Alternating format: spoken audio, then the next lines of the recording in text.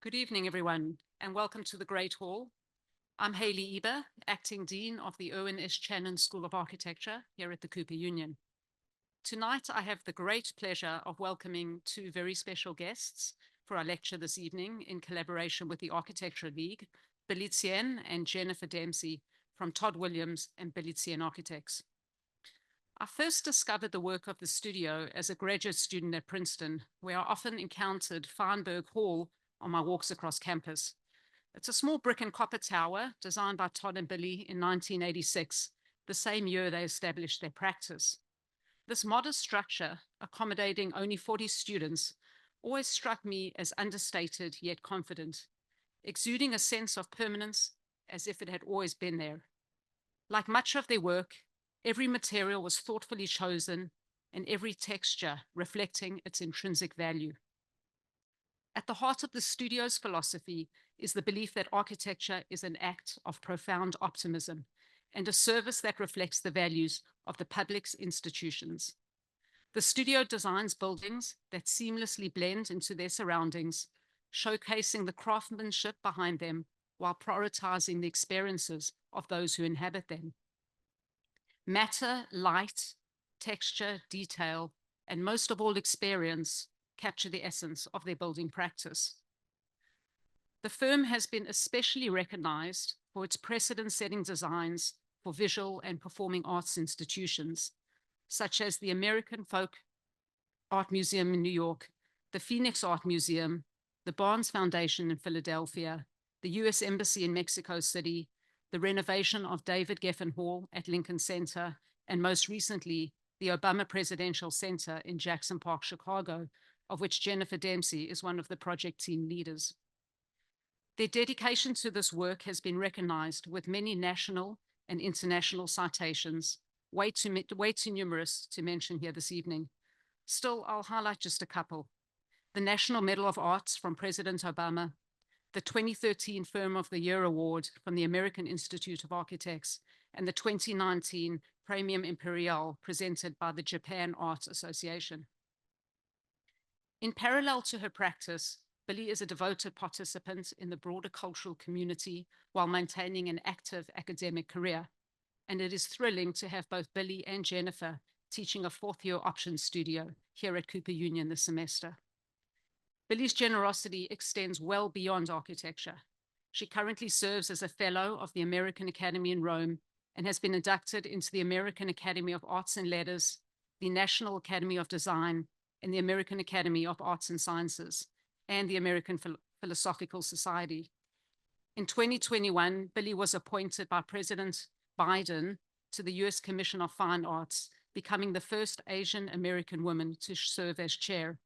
She is steadfast in her mission to create a better world through architecture and support a broader and more diverse cultural landscape.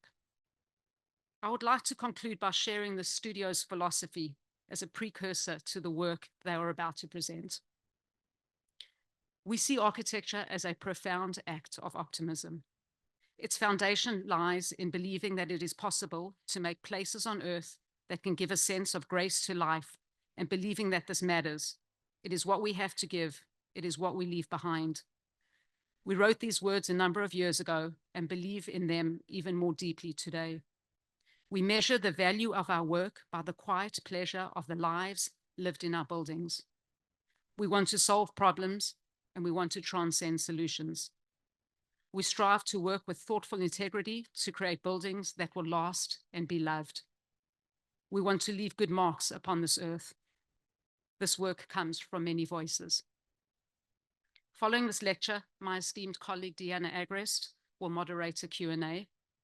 And just a brief note that continuing education credits are available for attendees. There will be a QR code available when you leave. And this program is supported in part by public funds from the New York Department of Cultural Affairs in partnership with the City Council and by the New York State Council of the Arts, as well as by the Architectural League members.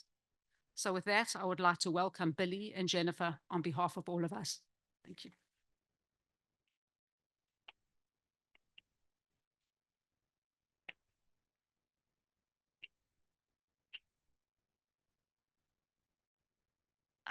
So I'm going to start out this lecture, and I have to say, I feel as if I'm in a room full of friends. So it's really such a deep pleasure to be here. Um, Jennifer and I decided to do this lecture together, and I'm going to do the talking, but she's going to end up doing the talking. Um, because we are both obviously women who've entered the profession, but at very different times. And so I'm going to talk a little bit about how I became an architect. It was pretty much by chance. Jennifer is going to talk about how she became an architect. And I think not only are we going to talk about why we started, I think through this lecture, we're going to talk about why we continue, um, because it's a long journey.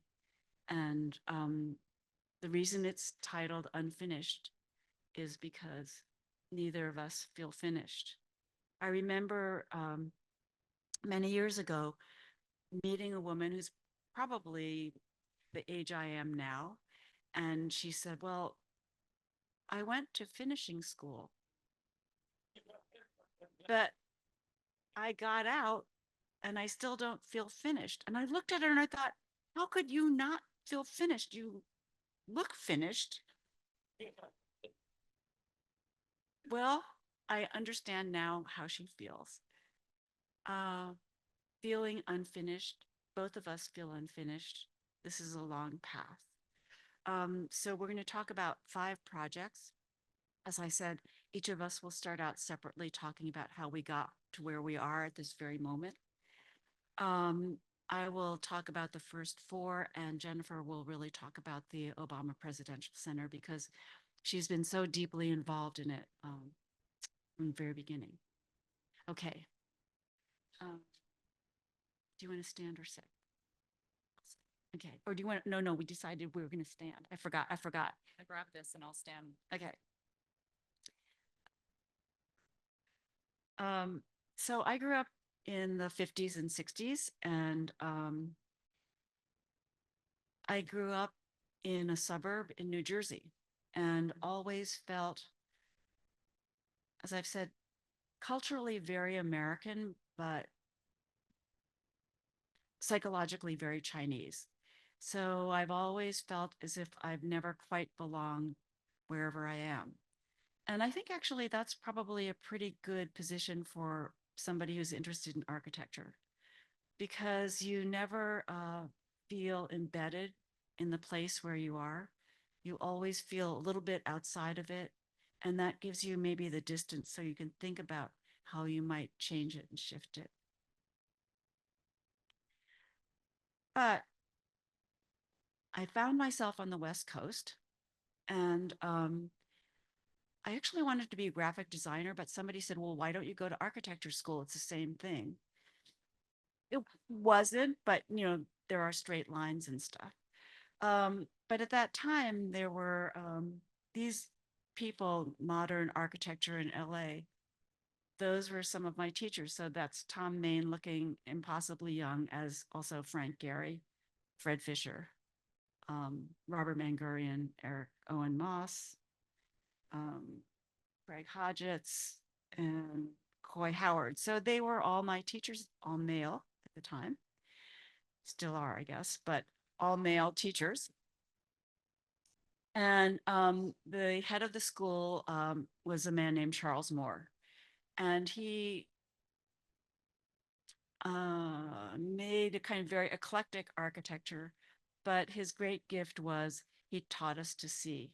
He taught us to look at everything. So we went on field trips that ranged from going to Magic Mountain to the largest miniature golf course in Los Angeles to the Neutra House.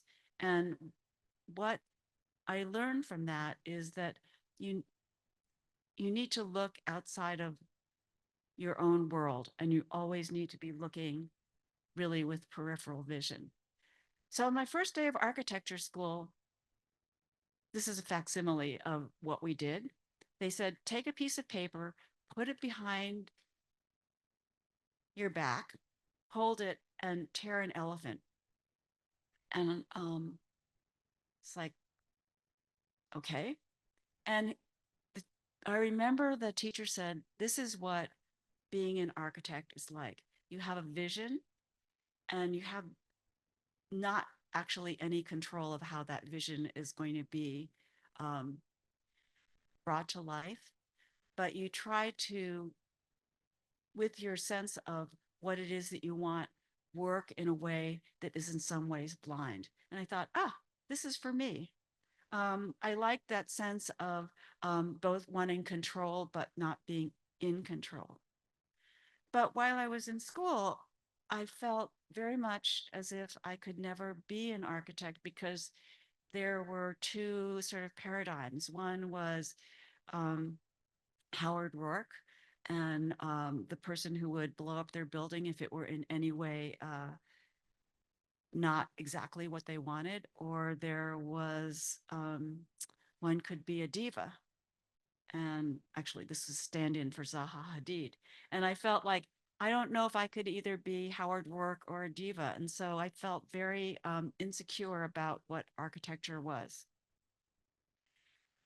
Um, but I think one of the things that I realized over time was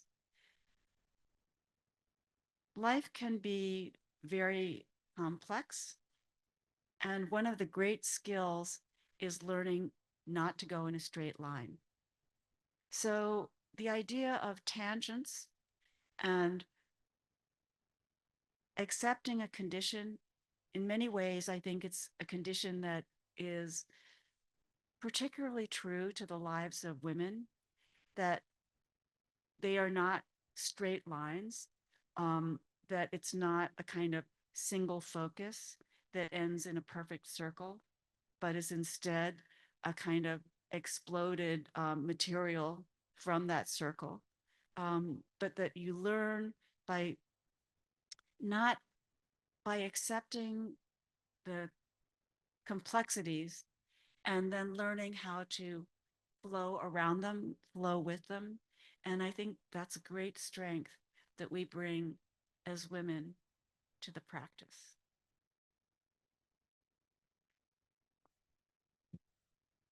I want to start by saying I'm very happy to be here standing next to Billie, who I've worked for and with for the last 8 years, and very happy to be speaking with you. So thank you. This is me as a child. I grew up in a place called Grays Lake, Illinois, which is about 45 minutes north of Chicago. And that proximity would be really formative. It's where my love of architecture started. For me, it was the glittering beauty of the city at night, and more specifically, the idea of living in an apartment, which was the height of glamour. Um, from a young age, I would cut floor plans out of the Chicago Tribune of condos, and I would draw my own. They were always 3 bedrooms, one for me, one for my brother, one for my parents. And they took up the entire rectangle of the piece of paper because it was completely interior. I was only thinking about looking out through the windows at the beautiful city. The other exciting thing about cities for me was that the idea that so many different lives could be collapsed on top of each other, but also separate. You could have your own little world, but you could see and have access to other worlds. So after high school, I moved to New York to study architecture. I started at Pratt in 2002 and inevitably fulfilled my dream of living in an apartment, probably for the rest of my life. As a quiet and methodical person, architecture school with no right answers was an adjustment, but also really gratifying. And New York was exciting, but often challenging. The squeaky wheel gets the grease, and I'm not very comfortable being squeaky.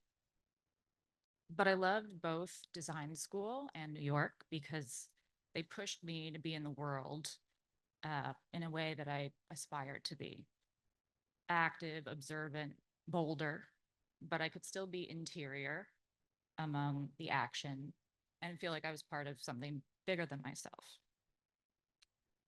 So, what does it mean to have been educated as an architect, train, become, and now practice as an architect in the last 20 years? My personality, I think similar to Billie's, doesn't match the image of the architect that has been celebrated historically and culturally so far. And like many others, I've had to find my voice and my comfort level in exercising it in the context of what I want to achieve.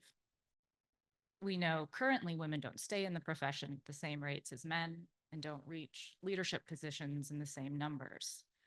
But I think that will shift, and I think it is shifting. I think it starts with academia. We already see strides. Student body populations are largely 50-50 in terms of gender, and we know more women are deans of architecture school than ever before. And also, if you look at people entering the profession, NCARB reports that 1 in 3 new architects is a person of color, 2 in 5 are women, which is an increase from where we were 5 years ago. So that's progress. The reality of working is not that of a singular genius that we've all internalized, but it's really one of collaboration. And the ability to sensitively and effectively communicate, I think, is one of the most valuable skills you can have as an architect, and not just visually. I'm grateful to work with people who think that that's important and navigate the practice with grace and humility to support a vision of the profession that doesn't look the same now as it did 50 years ago or even 20 years ago. And I recently became a mom. This is my daughter this summer, looking out at the Obama Library off to the far right from a hotel room, from the window of our hotel room.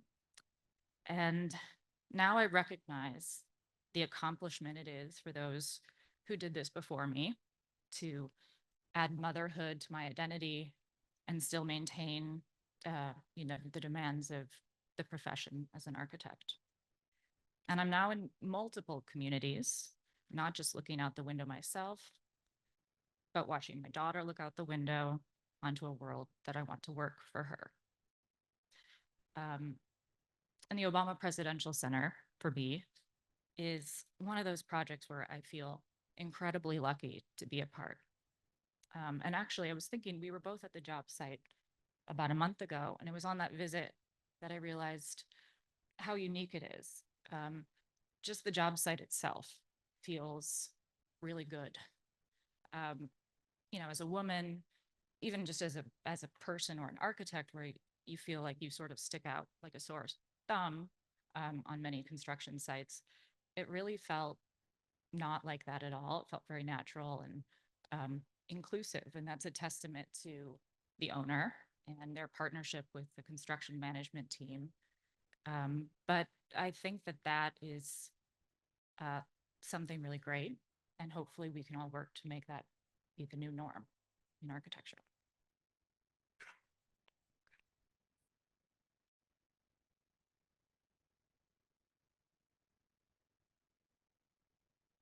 I'm impressed that you knew so early that that's what you wanted to do. That's something new. So there are sort of qualities that I think we always aspire to in the work that we do in the office. And the first one is interiority. So this idea of the importance of the interior space really drives so much of the work. We always say we start from the inside out. And this you probably have seen before. It's Lalibela and in Ethiopia. And it's these rock-hewn churches. And I always love them so much because you can't really see them when you're far away because they are the surface of the ground. So it's granite that's been carved into, the form has been made and then carved into from the outside in. And so it is very much about an interior space. And then these two images I think actually are very related. So anybody who's sort of grown up or has a child, I guess most of you have all grown up, but has probably seen this great book, Goodnight Moon, where all of the objects in the bunny's room are sort of one after another called out. And as you say goodnight to each one, you really get an idea of the bunny's life. So, this idea that the detail of a space can tell you about a person's life, I think, is very, very powerful. And this is a painting by Carpaccio, who's a sort of northern Italian painter. And it's this person looking out, contemplating the death of, I think it's Saint John, can't remember. But what struck me was when I saw this painting are the all the little objects that are in the room, and they tell you about the person because there's an astrolabe, so he's a scientist. There are books, so that he's an intellectual. There's a dog, so that he's a humanist. But it's also a red and green room.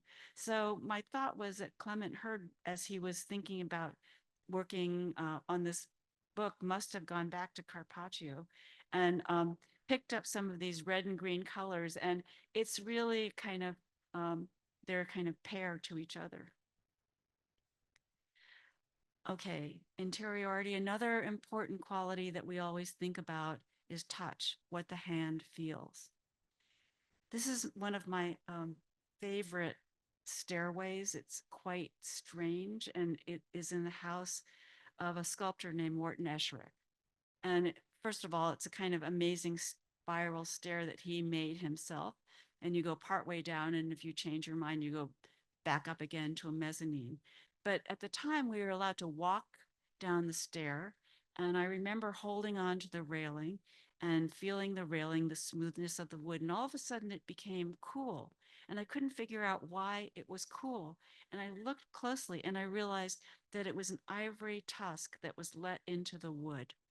And so that sense of touch, it could look the same, but that sense of touch tells you something that your eyes can't necessarily discern. So that's also a very, very powerful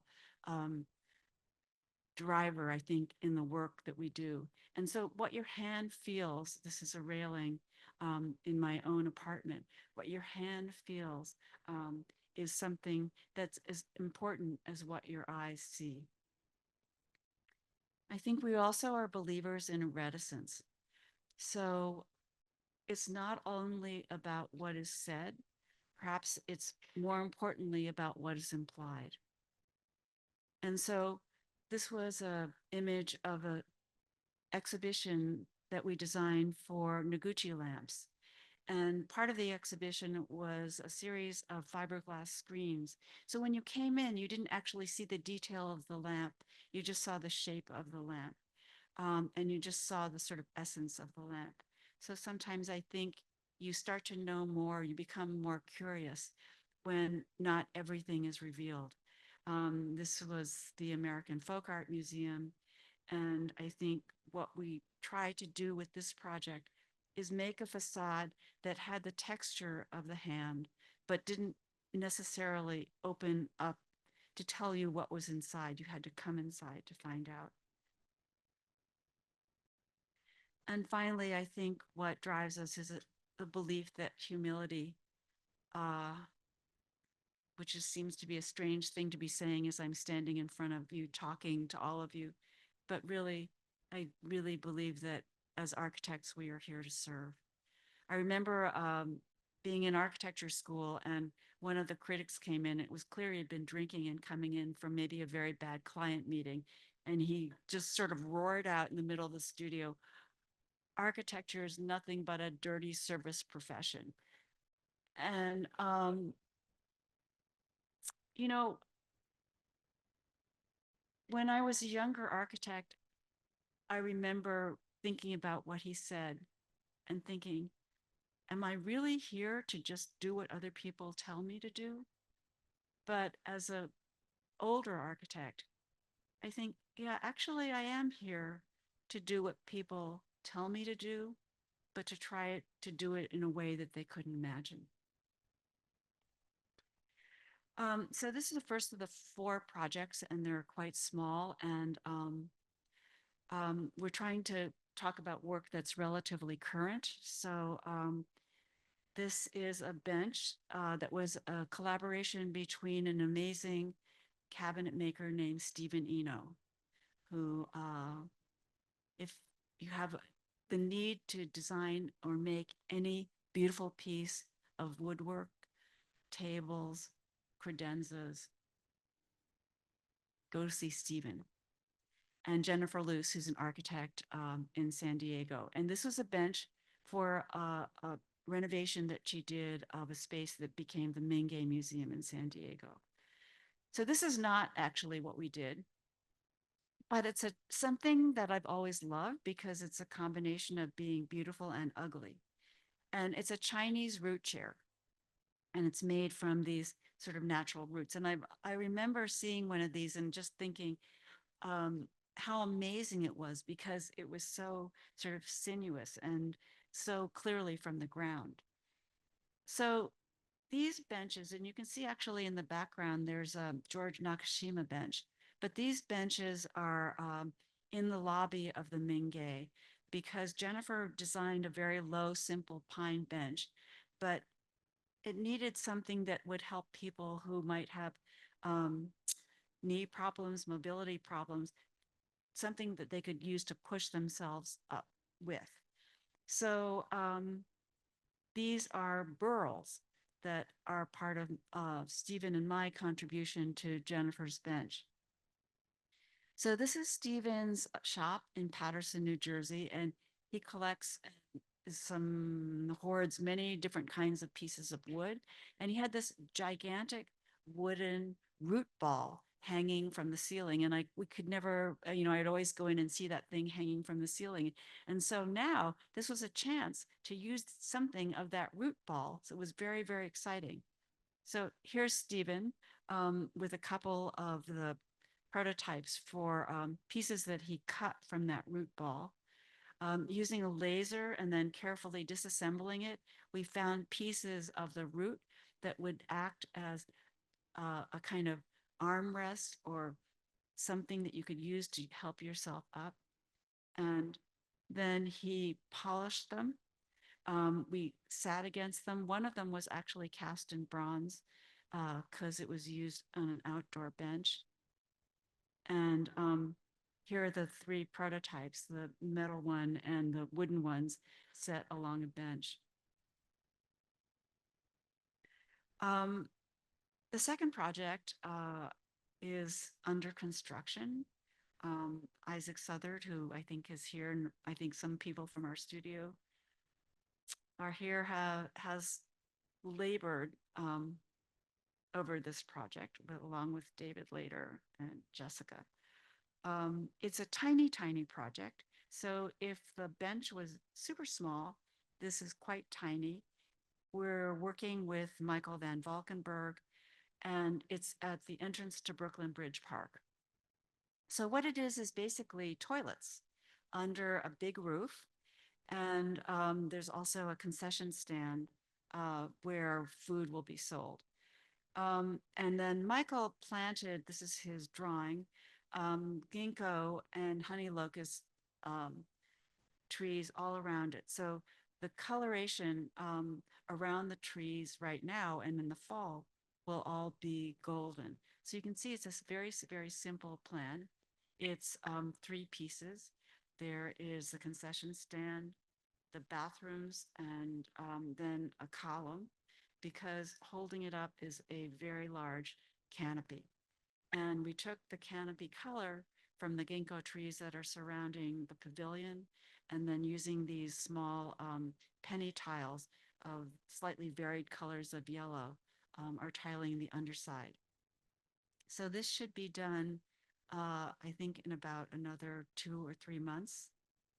And this is the office out for a trip to look at the framing and the beginning of the tiling of the underside of the canopy.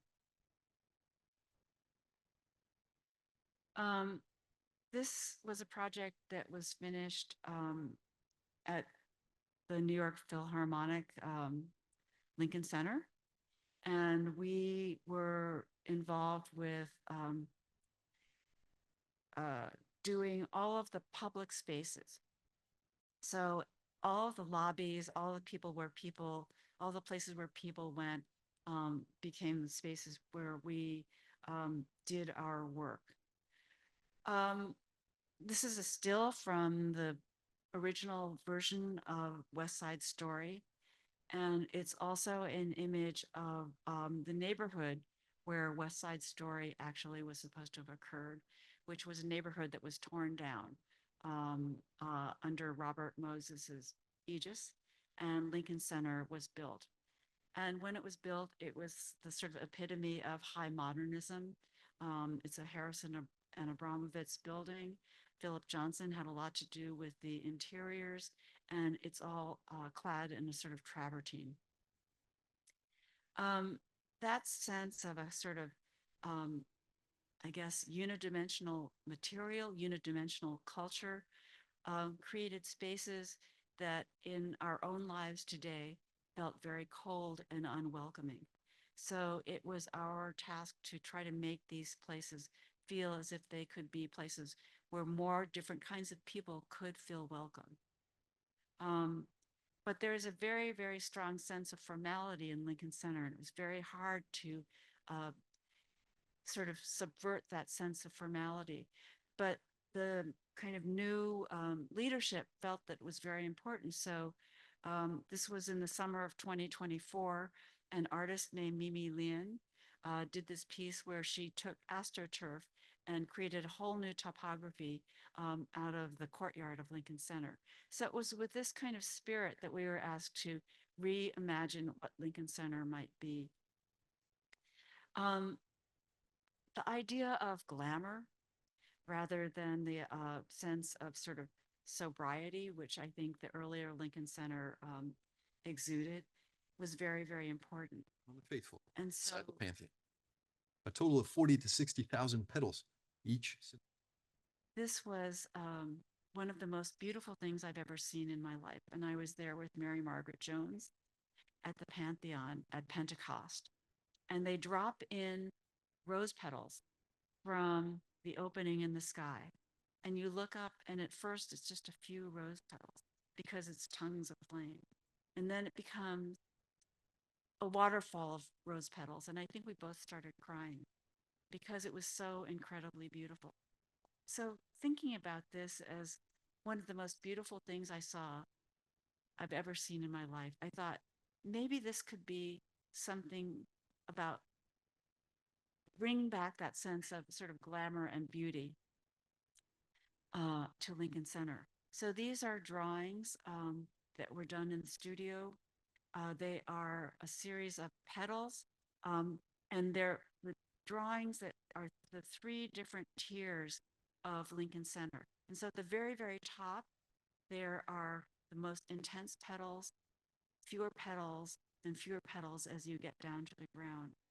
They were done by a company that we've worked with called Liara Manet, and they're made in China.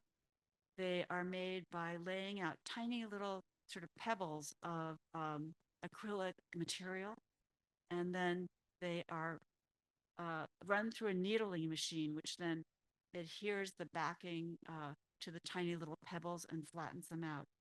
So these became the hallways of Lincoln Center. So as you're walking to go into the performance space, you walk past these flowing petals. And the carpet was done by a group called the Scott Group. And there was one man. So these are lines that are hand drawn on our drawings to be irregular. And there was one man who in Grand Rapids, where the carpet is made, he decided it was going to be his job to draw these, to put on these yellow lines. So he retired this year, and he's come to Lincoln Center to look at his lines running through the carpet. So every project for me is a series of stories of the people who made the project. And I have to say, this is a very personal story because these are lamps that we commissioned from our son, Kai Williams, and his partner, Chen Chen. and they are industrial designers. And so they designed these lamps, which are also an idea of petals that have reflected light. And working with Fisher Marantz, they made these shapes, which are in themselves don't hold the light, but are only there to reflect the light.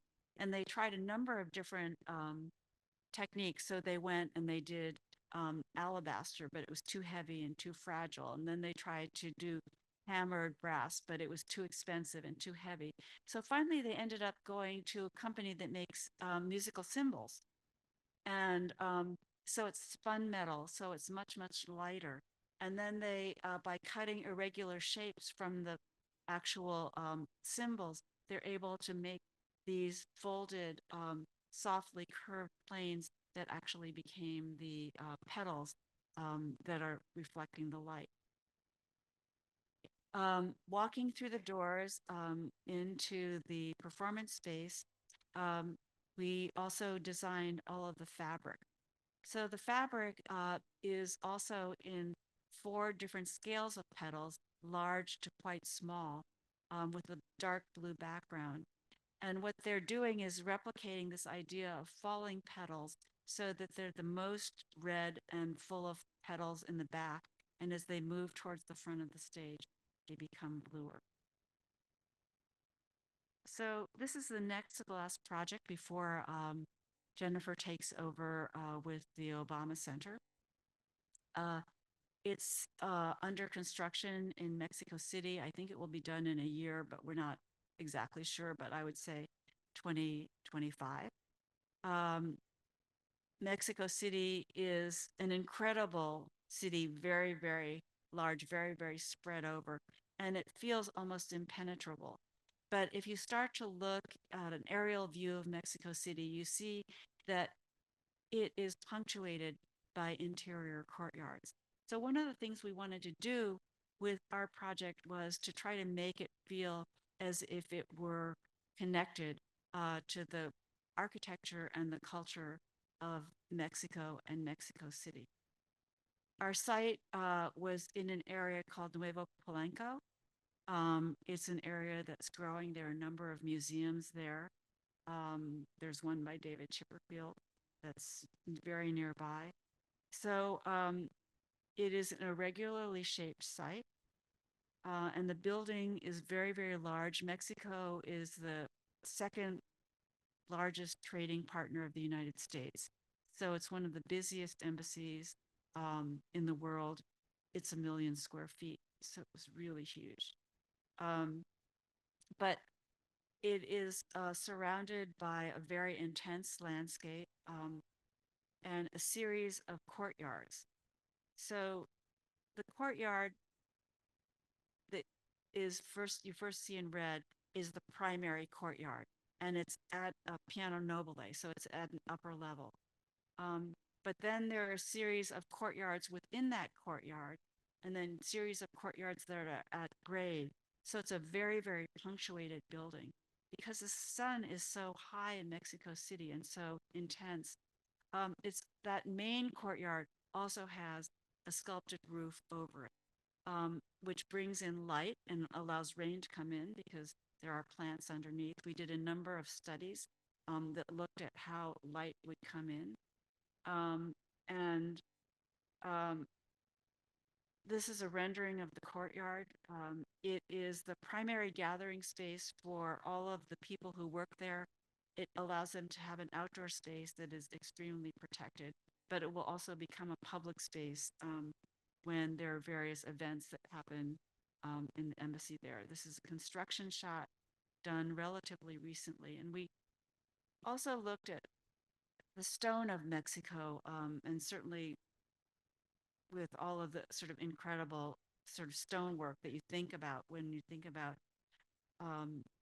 the indigenous work of Mexico and also the contemporary work of Mexico.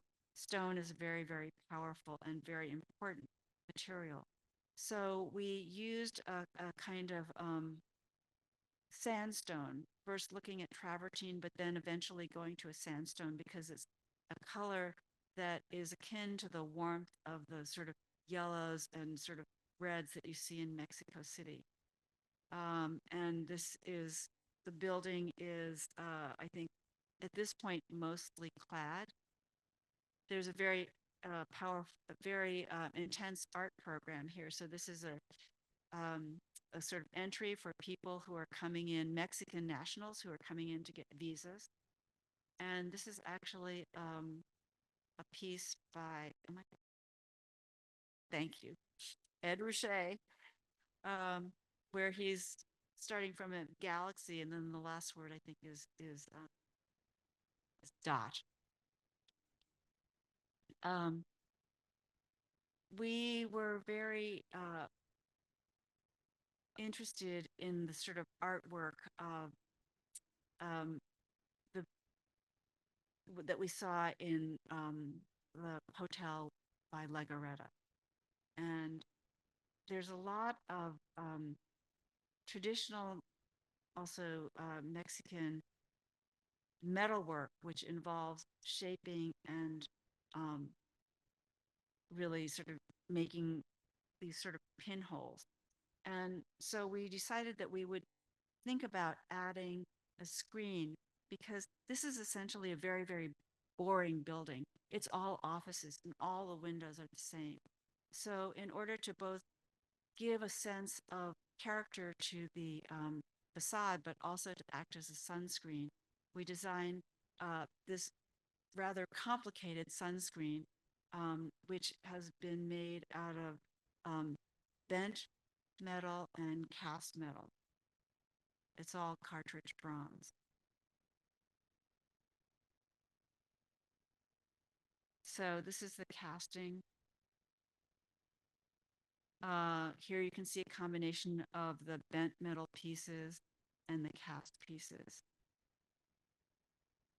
And then this is a very rough construction photograph. And this is not the right color, but you start to see the intensity of the metal. There's also a very, very big wall that runs around all embassies, but we just didn't want to make it a wall. So we started to look at Mexican textiles and then made it out of concrete with small black panels in it, and then large pieces of the sandstone. So it becomes much more of a tapestry than a solid wall. We looked at the tile in Mexico because there's incredibly beautiful tile, and then used very common cement tile in all of the bathrooms in these different patterns. We also looked at the colors of the power of the colors, and going back to Leora Manet, made these color block wall pieces that run the entire length of the corridors, so that you can simply cut a doorway into this fabric, but it gives you a sense of pattern and perhaps kind of memory of where your office might be, if you can ever find it in these miles and miles hallways. And then finally, we took some of the embroidery and translated it into mosaic tiles for some of the dining areas. So that's still underway. Hopefully it will come forward soon. I'm just going to give a brief introduction to the Obama Center before I turn it over to Jennifer, and I would have to say that 2025 might be 2026. It was a competition, and I think one of the things that we did in our competition was probably think less about the building and more about the meaning of a building. And the first question was, can a building represent a vision? And often we use words to help us stay close to our original ideas. And the two words we came up with were ennoble and enable. And we felt that the inauguration of President Obama was an ennobling moment for the nation. But we also felt that what he really wanted to do with this presidential center, which is what he's dedicated his life to doing, is to enable other people. So beyond the sense of just standard storytelling, which is what traditional presidential libraries do, we also believed that it was very much about story making. So these were actually the images that were part of our competition. So they were kind of fairly direct and hand-drawn. We also said that rather than a singular building, it should be a campus and should be a plural building. And then there are always sort of touchstone images. And this one image with the carved letters is actually a small stone that I bought when I was in Ethiopia. And I didn't care if it had been made a week ago or 100 years ago. You can hold it in your hands and you can feel the texture of the writing and you know that there is a message there. That's been a touchstone for the design of this building. Also, the idea of a kind of beacon. I mean, there's the sense of the Underground Railroad, but also giving light out to other people. And then with the hands coming together, because it's not the story of one people, it's the story of many people.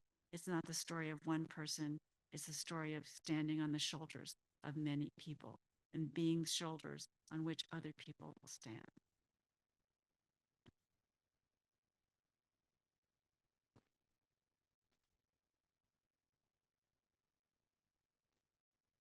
So the site is Jackson Park on the south side of Chicago. Um, and it's the site of the 1893 World's Fair. To the right is the Science and Industry Museum, which is the only building that remains. To the left, outlined in red, is the site for the library, which is approximately 19 acres. It was originally bordered by Cornell Drive to the top of the image, which cut it off from more parkland. And then there's Lake Michigan beyond that. So one of the first things we did was close that roadway to knit back together the park. The goal was more park, fewer barriers. Olmsted, I forgot to mention, designed Jackson Park. And one of his ideas was that the park was a democratic institution, meant to have a lot of activities. We wanted the same thing. And we did that by embedding the project infrastructure into a topography that could support new activities. So this is the 19 acres. There's a lot of parkland. There's a production garden, a sledding hill, a playground, to name a few. And then the park comes up over the tops of all the buildings, except for the tower, which is the white square there on the left. The site also contains about 200 geothermal wells. This is a net zero project and LEED Platinum. And at the heart of the campus, where the architecture really reveals itself from under the landscape, is a plaza, a public plaza. And that's the entry point to the site, faces the community. There are 3 buildings around that plaza. To the right is a library, a lending library, a branch of the Chicago Public Library, on the roof of which is a fruit and vegetable garden and a teaching kitchen. The forum in the center of the image will be home to the Obama Foundation offices, and it's also public. This is a public building. There will be an auditorium, classrooms. So all the programming of the Obama Foundation will take place there. And to the left is the Tower building, which houses the museum, which will describe the life and life's work of President Obama. The idea is that this is not an insular campus, but it connects to the community through programming. This is the lower level. So all 3 buildings go underground and are connected underneath the plaza. Landscape courtyards bring down light to the lower level. The tower anchors the north end of the plaza. It rises about 12 stories above the ground, and it's a structural concrete building. So concrete walls slope out at the bottom, in at the top, and they're basically held together by slabs that connect to concrete cores and act as diaphragms. So I'll focus mainly on the tower for the rest of this talk.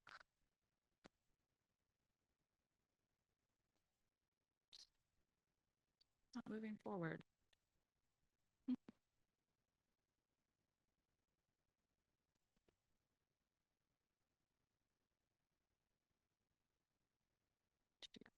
Thank you.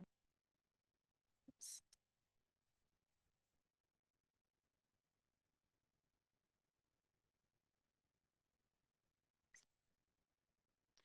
Um, so our process of design is iterative.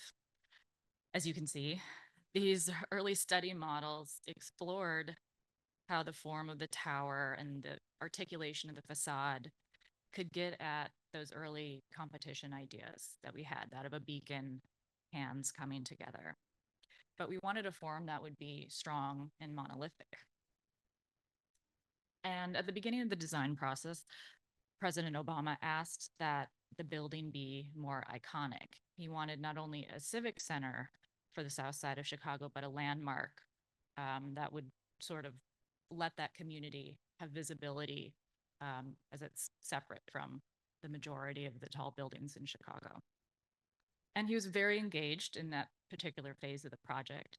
The sketch on the left is actually his black Sharpie markings suggesting some ways that he thought we could shape the tower. So that was thrilling, frankly, but that he would give feedback like that.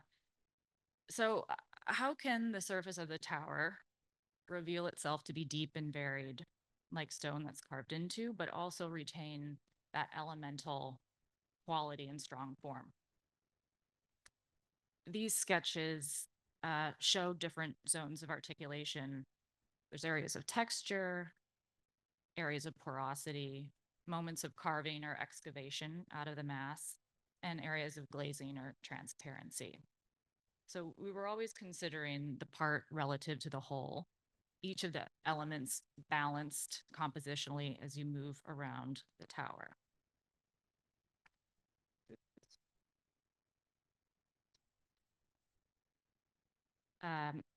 So this is a section through the tower. The blue indicates the actual exhibition levels of the museum. And those levels contain historic artifacts that, you know, have requirements from the National Archive that they can't be exposed to light. And they also have stricter humidity and temperature controls. So the program is informing how we can introduce openings into the tower. The top and bottom floors are where we have the most transparency, and those are the public floors. The other thing is that we had to consider blast requirements. There was extra security provisions for a building like this. So all of those things really had us conceive of this as a solid, something solid. But that solidity was practical. At the same time, it was also about meaning. This is representing a president, but also an institution. It's about history. The tower is embedded in a park. It's built down into the ground. It's designed for permanence. So as you can see in this rendering, openings were carved out strategically where they were needed on the interior. And the majority of those clear glazing systems are at the top and bottom. The material of the facade is predominantly granite from New Hampshire. This is a photo of the quarry. We wanted a stone that was light in color, but would also have a lot of variation. And you can see in the quarry walls, the large figuration that runs through it. It was also unique in that there's sort of two stones that exist on top of each other in this quarry. Tapestry has the larger figuration and veining, and then there's a quieter, more recessive stone that also exists. So that variation meant we also needed to make sure there wasn't problematic variation in terms of its structural properties. So this image is showing where we were working with the quarry to mark out areas of stone that we would test for compressive and tensile strength. there's a lot of high wind loads in this building since the tower is very close to Lake Michigan. And so this is a mock-up. The tapestry is on the left. The kittledge, which is the recessive stone, is on the right. So the tower is going to be clad in the tapestry. It's more expressive, more iconic. And then the other buildings are going to be clad in kittledge, which is more recessive, more in keeping with the landscape that comes up over the top of those buildings. We wanted the facade to have parts that were polished, like the previous image, but we also wanted parts that would be rough, texture that would be visible at a distance. So these are some precedents that we looked at early on. And we knew the tower needed to be a monument, but also a building you inhabit. And texture can help break down the scale of that facade and form. So it had to have a relationship to the park, to the plaza, to a person, to a hand that's going to touch the wall. And as other work in this lecture has evidenced, our studio often looks for materials to show their natural irregularity or highlight imperfections that happen during a material process. So I'll talk about two places on the tower that we explored that texture. The first, on the sort of right corner in the foreground, is an area we're calling the bas relief. And it began as an idea of markings on the surface, kind of like furrows in a farm field. We explored a lot of ways to achieve that from the stone we were using. So we looked at the edge of cut blocks, the quarry skins, or the cut-off pieces that have drill marks and saw cuts. We looked at different processes, machine cutting, blade chopping, like how you make curbs, hand splitting. We wanted something that would feel like the remnant of a process. And ultimately, these became bars of stone that are epoxy doweled onto our large stone panels. And we wanted a texture that would also catch the sunlight in different ways and would change as the sun moves across the building, which you can see in these images. We were able to achieve. This is another mock-up we did in advance. In the end, these were actually done by hand. And that was, to our surprise, the most cost-effective way to do this. So how this works is that there's a line drawn along one side, and somebody breaks the stone along that line with a chisel. And then he turns it over, and he does the process in the opposite direction on the other side. And so you get that uneven edge, and it basically takes about a half hour for each of these bars. Here it is on the building a few weeks ago.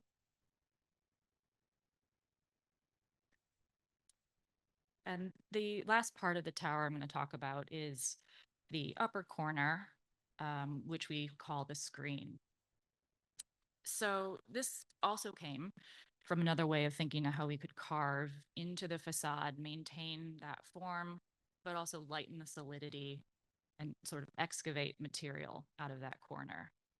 The envelope of the building actually steps back behind this wall, which allowed us to have more freedom for this to be a structural element. We didn't have thermal requirements to think about. It does provide sunshade. So the facade that's behind it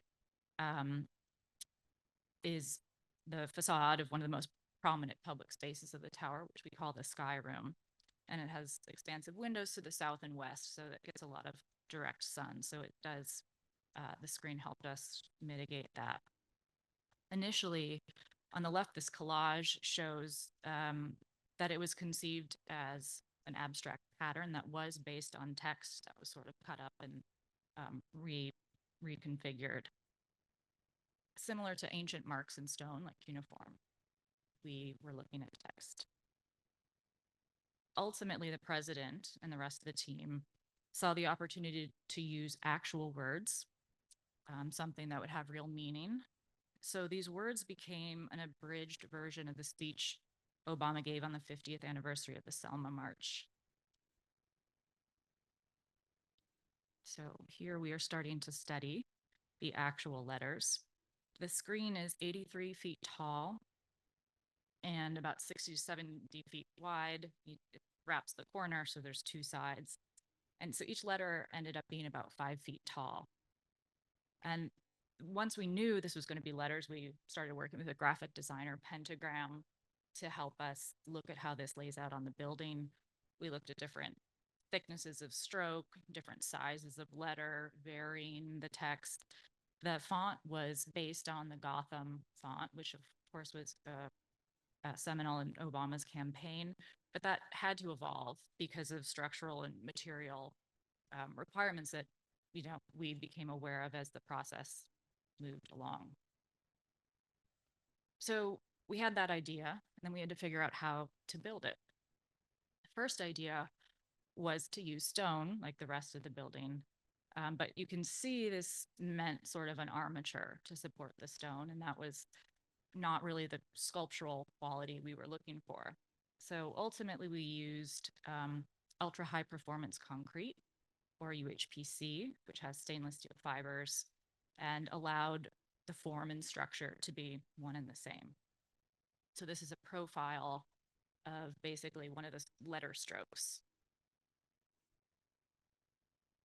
And we were thinking about it on a number of scales. The legibility of the text changes depending on whether you're inside or outside the building. This is an early study of what it feels like from the inside, where sometimes you're 6 feet away from the letters. Obviously, the letters are reversed and they're large so that you can't really read a phrase. It's more abstract. And we wanted this side to feel more like a beautiful sculptural element, something polished. And the curvature also allows interesting things to happen with light across the surface.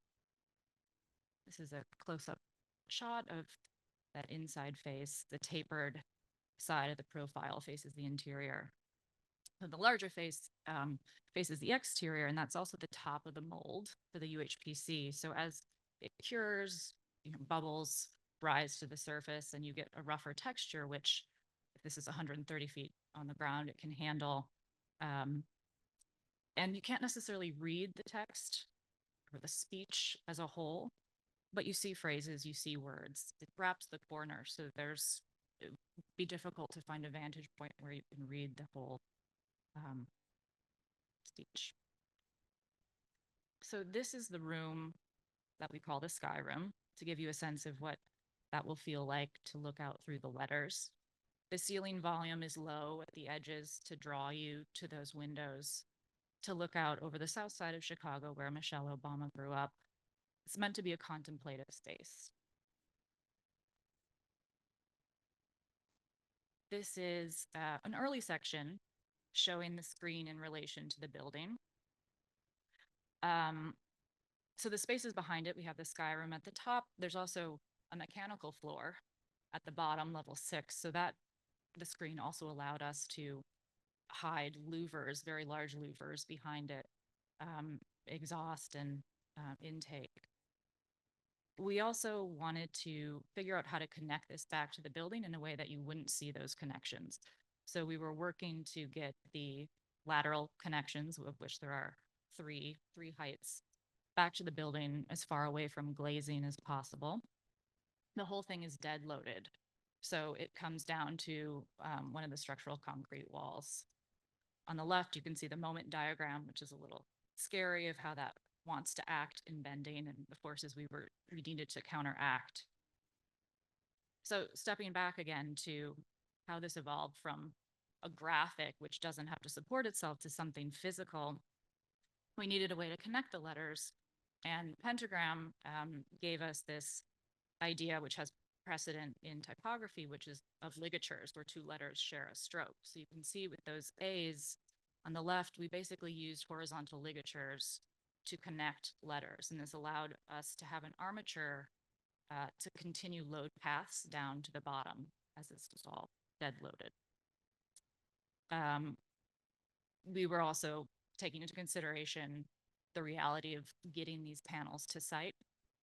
So we had to think about what could fit on a shipping bed, a truck bed, and that really defined the width of these panels because each panel needed 2 load paths. There was a lot of negotiation. So going back and forth between our structural engineer, our graphic designer, we're talking about shifting letters, sometimes a couple inches to get a load path to work, but also make sure the legibility of words, sentences was still readable. So this is an image of the fabrication shop in South Bend, Indiana. These are fiberglass forms. The letter molds repeat. So basically to make a panel, they reuse the letter forms and for each scenario have to create unique connections between them and then blockouts to create each panel. This is a mock-up of the screen being lit at night. Because the facade is sloped and the wall behind it is vertical, the back panel of this mock-up had to be movable so we could really see how this would act in reality. Here's an early visualization of how that would feel at night. And here's the tower as it is a couple weeks ago. Stone is going up quickly. And a view looking over the park towards the north to downtown Chicago.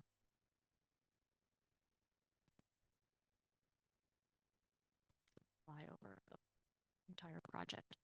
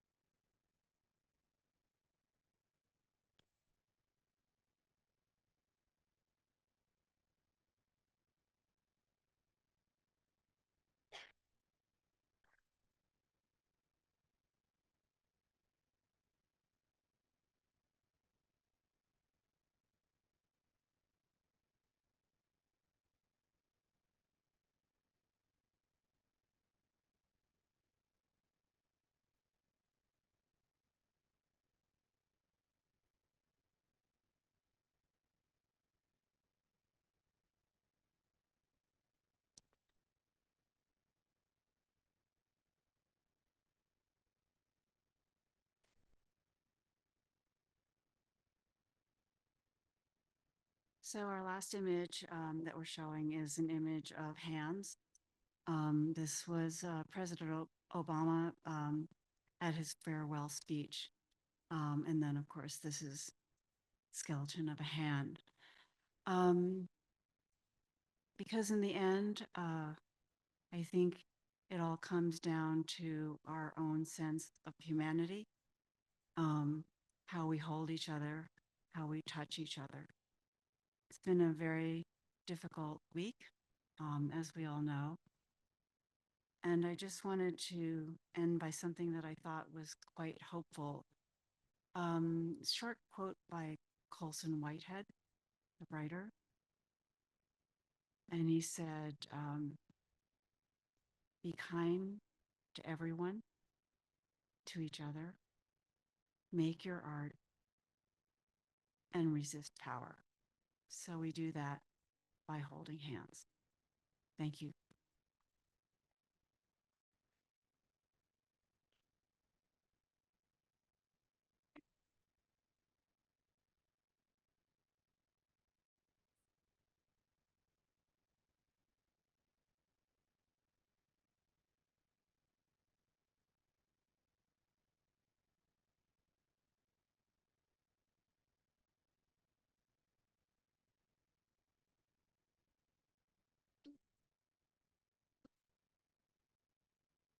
It's amazing work. Thank you for a beautiful, beautiful lecture. I like the combination of Billie's part, full of histories and personal experience of life, what I call the Descent of Tsien. And taking us through this trip, although brief, apparently because they're more recent projects.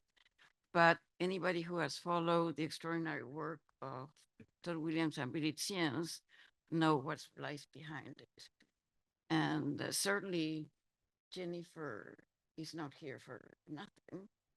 I mean, she's brought another voice, which is the voice of new action, of engaging with what's there and bring it to fruition, which is an extraordinary thing to do for, as we all know, how hard it is to get anything done and built, and even more so, the level of work that has been presented. I was going to actually, I made so many notes when I watched this PowerPoint, and I never write about current, colleagues or contemporary architects. But as I was making notes, I was making thoughts, I said, oh, it's like, looks like I'm writing, but of course it's not for me to speak about your work because you did it beautifully. So the hard things, you explained everything so well, but still there are many things that to be talked about and maybe expand a little bit or dig into it. First of all, thank you for bringing the women question in the beginning. If yours was hard, maybe you don't know mine. But as you said, it's good to know that things very slowly have changed over time. And hopefully, as we have to be hopeful, they may change more. I'm sure they will. And it's interesting that I paid a lot of attention to your principles, of which I'm not going to recite here, but you did it very well. And you demonstrated all this thing about the detail, materiality, the detail. I'm missing some, whatever. But I think you did beautiful work going from the very small scale to the larger scale. And I'm glad of course, you're going to put the Obama Center at the end, although the Mexican embassy is much larger, I suppose, enormous. So a real challenge. And there's one of your principles that, while I see in many things, I'd like to discuss a bit. So maybe they run through many of the projects instead of one.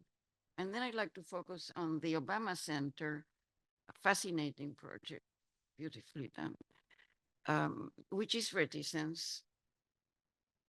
And so you talk about reticence as one of the principles, and you explained, and we know that reticence is about taking a back look and being discreet and not being obvious. But the work you look speak volumes, actually. It's not very reticent, I think. And I'm saying this in a good way. I think that when you go, for instance, the petals, I love that story because we all fix, I can completely engage with the idea of having an experience and then marking it for you can't wait to make it somehow, reproduce it. And those petals that then became part of the Giffen Center and certainly enlivened it, it's something that's full of stories, full of personal thing, and it speaks volumes, not only because it tries to, pay homage to this experience and bring this memory back to life, but even that. So I think that the question how the stories, and it's preparation for how you make, can a building represent a vision? And a vision can't be too reticent, particularly if you want to make changes such as Obama and his administrations have done, and others before him. So I think that I'd like to discuss this with you. Both I know Jennifer might have a different perspective, seeing it maybe in a more recent experience. And I know your work has always had a lot of reticence, but I think in these, particularly in the small projects, I would say the, yeah, the pedal is the one that I was more touched by, really, um, for that reason. And then going to, in all your projects are, even the Mexican embassy is full of these things at a different scale. So I'd like if you could talk a little bit about that. Um, I think that just to talk about reticence, I think it's true. I think one of the big struggles, and Jennifer showed that, I'm going to talk about the Obama Center for a minute. She showed that image of all the models. That was torture. It was torture because, first of all, I don't believe that you start out with the idea that you're going to make something iconic. Something becomes iconic on its own. It has nothing to do, I think, with the intention. In fact, I think if you intend to do that, probably it's not very iconic. So when somebody came and said it should be more iconic, it was very, very difficult because it meant that we had to design from the outside. And it is really not the way we design. And so we made all of these forms one after another until we finally got to a form that I think the foundation and he felt comfortable with. But that was a place where it was not about reticence. It was about the desire to sort of do what somebody tells you to do.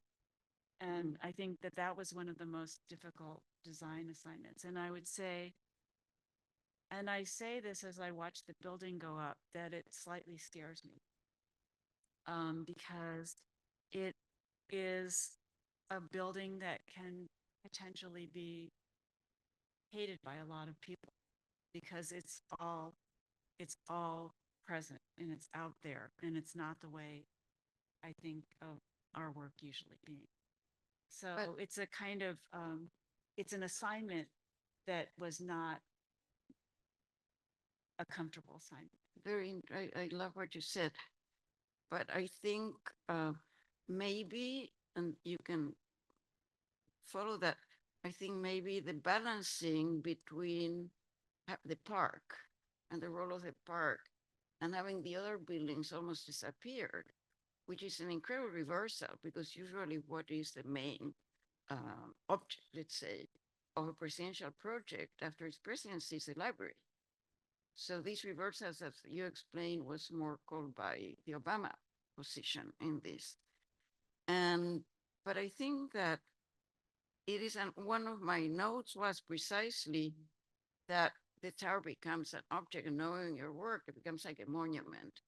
I think that they having placed it in the campus and having these other buildings be integrated into the park and have the park have such a strong presence, I think is that interiority in a certain way from outside, although it's because it's a park.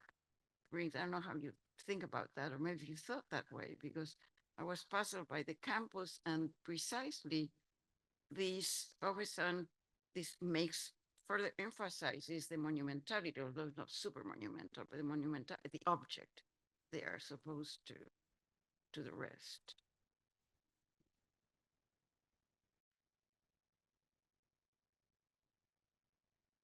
Yeah, I mean, as Billy said, the tower didn't exist in our first conception or first entry, competition entry. So it kind of happened, I think, bit by bit. Proportions changed, it got stretched and pulled and then carved, and but I think we use the same principles that we do in the rest of the work on that form. We just had to sort of excavate it differently and think at a different scale. But there were sort of there's whole worlds in that tower.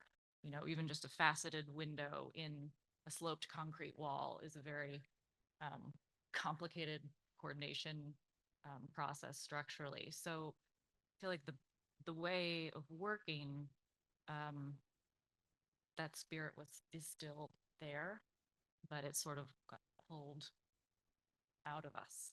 You know, I also think that at a certain point, even though we didn't feel comfortable with the idea of iconic, we also recognize that people will be coming to the Obama Center to pay homage to a presidency, to a time, to a series of beliefs, and that they needed to come to something that felt that carried the importance of what they wanted to see. So it it was difficult, but also understandable why they wanted to have something. And I'm not sure whether he actually said it, Obama said it, or the foundation said it, but it was a desire to sort of give something to which people could pay homage. You know, the tower fascinates me because, and that's why that's brought the reticence in. I think it's so brilliant the way I think subsumes all your principles, and in particular, the inscription, because it's an inscription. I know you call it a screen, but it's an inscription, and using text there to for this particular present, for this particular history, where text is essential to the struggle, to the history of the fight against racism, discrimination, everything we know. And the word comes alive there. And I think it's about freedom. So the way you've done this as detaching it from the building, and each letter in each word become an element that's there, that's freed. It's freed from the solidity of the building and the way it's even built. You know, the detail fascinates me because it makes it like the power of the word, the power of the word. And when I saw the sky room, that picture, that's like the best because they're like, it's like the history and phenomenological experience are together in that one moment, that one room, looking through the work, through the letters, because they're looking at a horizon, which is like the optimism, looking to a future, looking to a new horizon. And so I think that the way that's done is brilliant in bringing the vision of this thing, and together with the granite, the work of the body of this person working by hand on this granite, the labor, and that puts in front the importance of labor of all the people involved with doing that. And I could go on, but I think that fascinates me in terms of, I don't know if I hit it right or you were thinking about any of these things, but where I am sure you must have been, I don't know. You know, I'm just going to quickly reflect on the labor of Jennifer and the labor of the man who cut the blocks Yeah. by hand. And I was thinking about how it is architecture is this incredible weave. You know, I can sit here and I can tell stories about the building, but I could never figure out how the letters go together and how what the structure is. And you sat there and you did it. And Yeah, that's Jennifer's story. So I can tell a story about whatever, but this is Jennifer's story. And we need all of those stories together in order to make something happen. absolutely. And we needed that man who has the ability to chop the stone to make that happen. So, I mean, there is an incredible sense of unity that can be expressed in architecture that at this moment feels hopeful. Beautiful. I don't know if maybe there could ask some questions for, maybe we have time for a couple of questions from the public. I would also say that I wouldn't hold it against anybody if they decided they actually wanted to have dinner.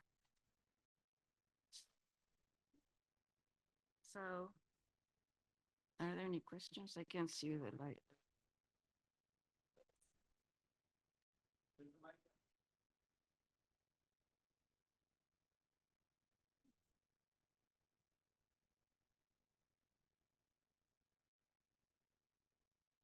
Hi. Thank you both. Thank you, Jennifer and Billy. That was a great presentation. Um, I was just wondering, the Obama Center project is just, it's so complicated and there's so many different parts to it. And I'm not an architect or studying architecture, but I'm just curious, like, where do you start, like physically? Like, you know, did you start with the tower because that's the most visible, or iconic, or did you start with the landscaping or the inside, the outside? I'm very curious about that process and how you go from one step to the next step. So thank you.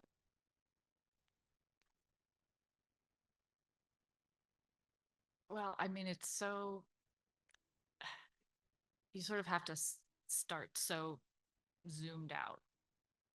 I mean, we're often thinking about the experience that we want somebody to have. So it does start a lot from the interior.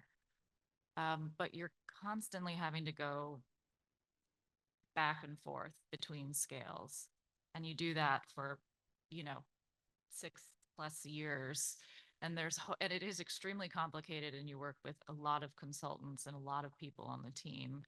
And just over time, it, we didn't know it was going to be this in a way. So it doesn't feel so daunting at the beginning, because it's sort of, one foot in front of the other in a lot of ways, but you are constantly testing against that first idea, that first model, and always testing back against that as you work out a detail, how stone comes together. So you kind of zoom into these little worlds that exist in the project, and then you have to zoom back out again over and over and over. It's like being a mom. Is there one more question, maybe? No? Okay. Thank you all so much.